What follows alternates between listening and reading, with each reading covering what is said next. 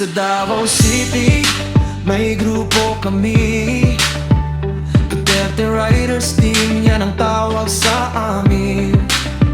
Sumusuporta sa leader na tapat, Pangulong Duterte ang aming inspirasyon at lakas. Duterte Riders, tayo'y sumakay sa kalsada ng pagbabago.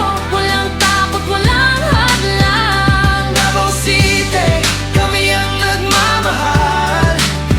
Duterte Riders Team, para sa bayan, sa kinabukasan.